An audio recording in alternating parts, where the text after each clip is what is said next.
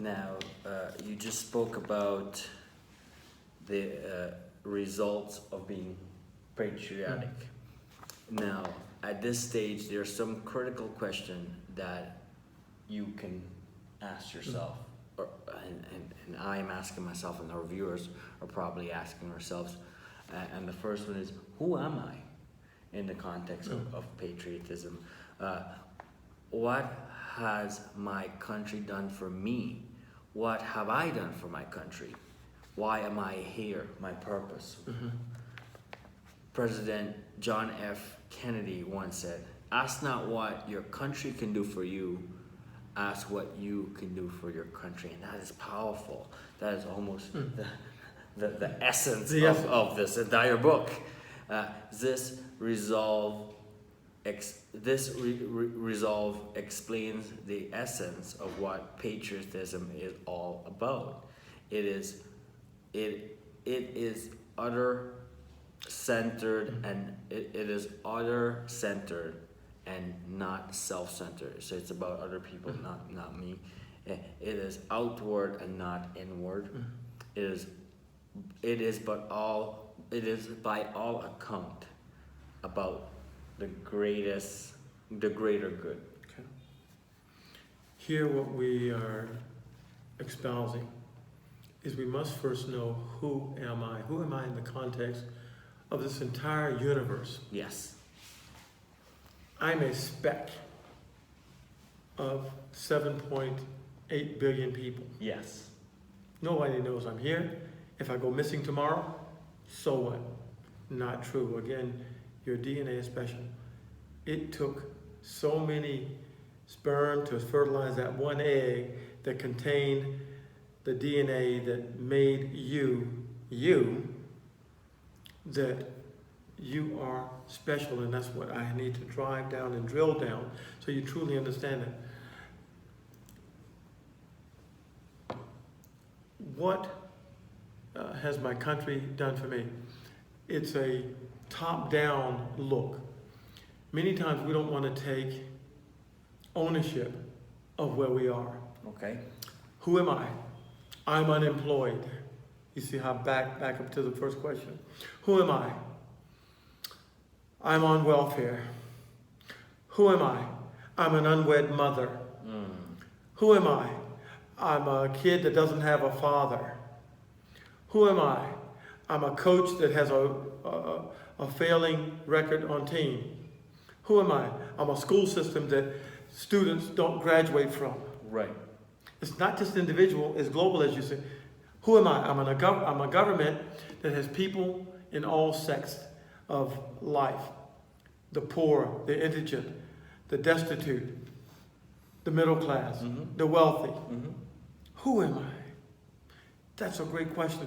Let's wrap our arms and our brains and our heads around that question and not ask, what has my country done for me? Yes. But then that gives me an out. That gives me an excuse. That gives me somewhere to put the blame. Blame game. If I can put the blame on someone else, then I'm not responsible, Dr. Harlall.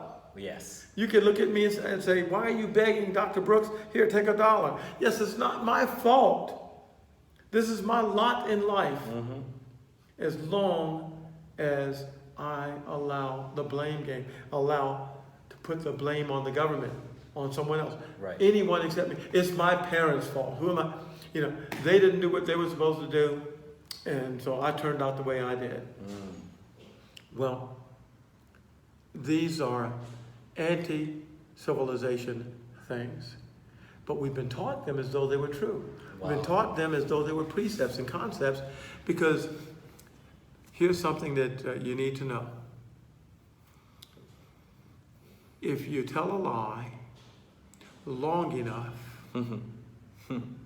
you begin to believe it's true. Right. If you tell a lie long enough, you begin to believe it's true. Okay, that's on you. I don't tell lies, Dr. Brooks. You're right. If you're told a lie long enough, you'll begin to believe it. If you're told a lie long enough, you'll begin to believe it. How many times have our system or our someone in our schools or someone that we believed in or trusted in told us a lie, and they kept repeating that lie. So much so that a generation later we believe that that's the lie. That lie is true, Yes. and we don't even know what the truth is. So we got to break that paradigm. We have to break that system down to understand I'm responsible for me. Mm-hmm. What have I done for my country? Nothing. Why would I do anything for my country? They haven't done a darn thing for me. We just discussed a few seconds ago. Right. Well, they never will if you don't do something for them. Yes. It's a bottom-up syndrome, not a top-down. Too long we've been living from top down. Hand me, hand me. I call it the feed me bird. Feed me, feed me. No. Right. I'm going to feed into that system and make it a better place to live. If I only make it a better place to live for me. Well, you said United and Untied in another chapter. Isn't that selfish? Absolutely. Yes. But it's selfish in the right direction. It's not selfish to where I'm getting something at the expense of others. I'm providing a better me to the world. Because if I become better, my community becomes better. Wow. My family becomes better. So it's a bottom up. Okay? So once I become better, I'm a better father. I'm a better provider. I'm a better mother. I'm a better cook. I'm a better mentor to my kids or to some people in the community. My tribe is better because I'm better. So that's what I've done for you. And if it stops there, if it goes no further than you or your family or your tribe, if it stops there, if you don't better yourself, the world is still a better place. Yes. Because you've made it better. Done something. And if you take it further into the community and into the country, then even farther reaches. So you can see it can be as small as you want, or it can be as grand as you are bold. It can be as grand as you are bold. And why am I here? There's a couple of things I'd like to give you. There's a guy in the Torah and Jewish law called Moses. And he said, why am I here? Well, why am I here on this earth? Well, I didn't know. He was a baby that was given up for adoption. Pharaoh's daughter found him in the Nile River and picked him up and adopted him. Yes. So why am I here? He became a prince. Why am I here? He was educated with the top students of the world at that time. Yes. Why am I here? He was second in line to the king's son himself, Pharaoh. Why am I here? Then he made some mistakes. Have you ever made any mistakes? I know I have. And he was exiled from the kingdom. He made some mistakes. Don't let mistakes stop you. Just because you've made a mistake, that's a comma, not a period. Wow. It's a comma, not a period. And he went into the desert to live for 40 years. And he became a sheep herder. And he married. And then he was called to say, let my people go. Yes. Why am I here? His purpose was not a baby on the Nile River. His purpose was not being a prince in the king's palace. His purpose was not being a sheep herder. But all of those led him to his purpose of fulfilling the will of God. Yes, sir. What is your purpose? Define your purpose. You may have worked a lifetime. You may have worked 30 years in a factory somewhere as an engineer, as an assembly line worker, as an educator, as a lawyer, as a doctor. And you think, I've achieved my purpose.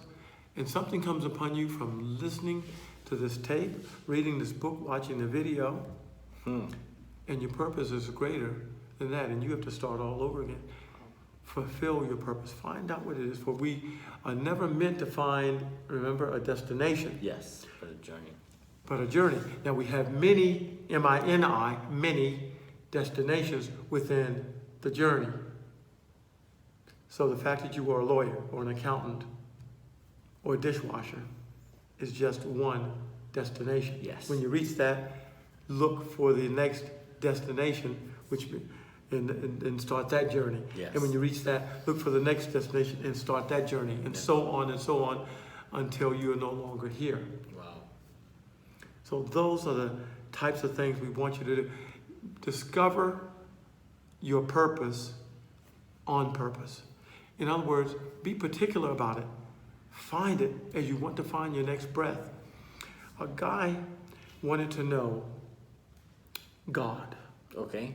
He found a preacher. He says, I want to know God. Mm-hmm. And they were at the beach. And the preacher took him by the hand. He says, walk with me. Yes. And they walked until the water was knee high. Mm-hmm. He says, can I know God here? And the preacher looked at him and says, walk with me a little more. And he walked until the water got up to mid-thigh. And he stopped. He says, can I know God here? Mm-hmm. The preacher says, walk with me a little more. And they walked until the water was right under his neck. Okay. He says, can I know God here? Yeah. And the preacher put both his hands on his shoulder and pushed him under the water. And he held him there. And the guy began to squirm and shuffle and struggle, trying to get up, trying to breathe.